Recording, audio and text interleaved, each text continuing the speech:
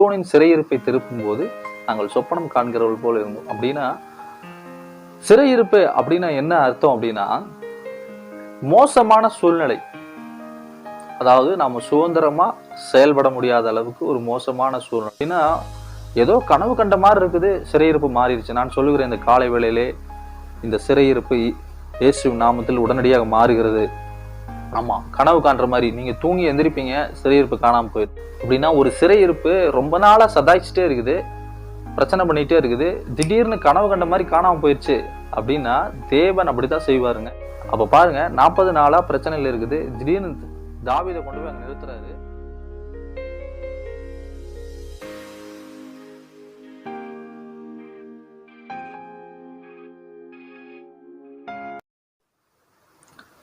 Price God.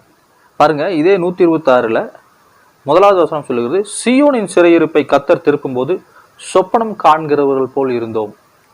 பாருங்க, இந்த வசனம் சொல்லுகிறது சியோனின் சிறையிருப்பை திருப்பும் போது நாங்கள் சொப்பனம் காண்கிறவர்கள் போல் இருந்தோம். அப்படின்னா சிறையிருப்பு அப்படின்னா என்ன அர்த்தம் அப்படின்னா மோசமான சூழ்நிலை, அதாவது நாம சுதந்திரமா செயல்பட முடியாத அளவுக்கு ஒரு மோசமான சூழ்நிலை, முழுவதும் சுதந்திரமான சூழ்நிலைக்கு நம்ம செல்லாம ஒரு அடைக்கப்பட்ட நிலைமையில இருப்பது தான் சிறையிருப்பு.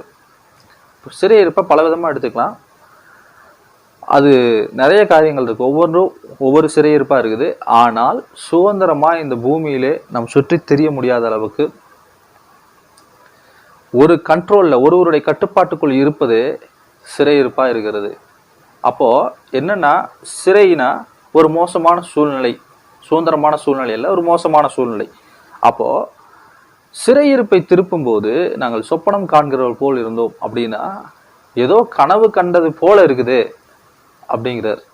அந்த சிறையிருப்பை மாற்றும் பொழுது ஏதோ கனவு பார்த்த மாதிரி இருக்குது, டக்குன்னு மாறிடுச்சு அப்படிங்கிறாங்க. அப்படின்னா மாச கணக்குல ஒரு சிறையிருப்புல இருக்கு, திடீர்னு இரவு படுத்து ஒரு 10 நிமிஷம் ஒரு கனவு பார்த்துட்டோம்னா, அந்த கனவு 10 நிமிஷம் ஒரு கனவு பார்க்குறோம், சொப்பனம் பார்க்குறோம், டக்குன்னு சொப்பனம் முடிஞ்சு போயிடுது. அப்படின்னா ஏதோ கனவு கண்ட மாதிரி இருக்குது, சிறையிருப்பு மாறிடுச்சு. நான் சொல்லுகிறேன், இந்த காலை வேளையிலே இந்த சிறையிருப்பு இயேசு நாமத்தில் உடனடியாக மாறுகிறது.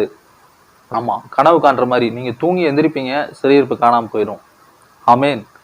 அந்த அளவுக்கு, அதாவது ஒரு சாதாரண மனுஷன் 100 ரூபா கூட பேங்க்ல பேலன்ஸ் இல்லாத ஒரு மனிதன் நைட்டு தூங்கி ஒரு கனவு காண்றான், ஒரு 5 சென்டில் ஒரு சொந்த வீட்டை கட்டி அதுல சொந்த காரை கொண்டு போய் நிறுத்துற மாதிரி ஒரு கனவு காண்றான்னா, ஒண்ணுமே இல்லாத மனுஷனுக்கு ஒரு கனவு மிகப்பெரிய அளவுல வருது. அப்படின்னா அவன் சொப்பனத்துல பாக்குறான். அப்படின்னா அவன் சூழ்நிலை ரொம்ப மோசமா இருக்குது, ஆனா கனவுல மிகப்பெரிய ஆசீர்வாதமாக ஐஸ்வர்யமாக இருக்கிறான்.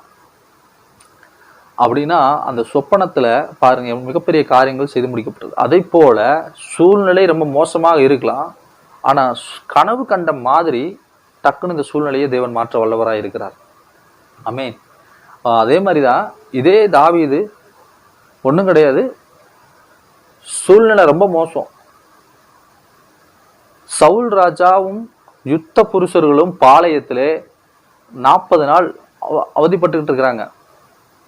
பொண்டாட்டி பிள்ளைகளை பார்க்காம, தன் வீட்டை கவனிக்க முடியாம, தேசத்துல என்ன நடக்குது அப்படிங்கிற தேசத்தை ஒரு ஆசீர்வாத நிலைக்கு, தேசத்துக்கு செய்ய வேண்டிய காரியங்களை ஒரு ராஜா செய்ய முடியாம பாளையத்துல என்ன பண்றாங்க, 40 நாள் ஸ்டே பண்ணி உட்காந்துருக்குறாங்க. 40 நாள் ஸ்டே பண்ணி ஒருத்தனோடு எப்படி யுத்தம் பண்ணலான்னு பயந்து போய் நடுங்கிட்டு இருக்கிற நேரத்துல டக்குன்னு அடுத்த நாளல்ல, அடுத்த சில மணி நேரங்கள்ல மிகப்பெரிய விடுதலை வந்துருது. எப்படி அப்படின்னா, அதுதான் சியோனின் சிறையிருப்பை திருப்பும் போது நாங்கள் சொப்பனம் காண்கிறவர்கள் போல் இருந்தோம். அப்படின்னா ஒரு சிறையிருப்பு ரொம்ப நாளா சதாய்ச்சிட்டே இருக்குது, பிரச்சனை பண்ணிட்டே இருக்குது, திடீர்னு கனவு கண்ட மாதிரி காணாம போயிடுச்சு அப்படின்னா தேவன் அப்படித்தான் செய்வாருங்க. ஒரு பிரச்சனை இருந்துட்டே இருக்குது, டக்குன்னு இந்த பிரச்சனை எங்க போச்சுன்னே தெரியாது, அந்த அளவுக்கு ஏதோ கனவு கண்ட மாதிரி இருக்குது, நேற்றெல்லாம் கஷ்டப்பட்டிருந்தேன், இன்னைக்கு உடனே காணாம போயிடுச்சு அப்படிங்கிற மாதிரி ஒரு சிறையிருப்பை கர்த்தர் மாத்த வல்லவர். அப்ப பாருங்க, 40 நாளா பிரச்சனைகள் இருக்குது, திடீர்னு தாவீதை கொண்டு போய் அங்க நிறுத்துறாரு. தாவீது போனவன் என்ன சொல்றாரு, விருத்த சேதனம் இல்லாத இந்த பெலிஸ்தன் கர்த்தருடைய கர்த்தரை நிந்திப்பதா அப்படின்னு சொல்லி என்ன பண்ணாங்க, நான் இவனோட யுத்தம் பண்றேன்னு சொல்லி அந்த கோலியாத்தை ஒரே கல்லால அடிச்சு கொண்டு போட்டான். அதற்கு பின்னால பல சம்பவங்கள் எல்லாம் இருக்குது, நான் அதை சொல்ல வரல.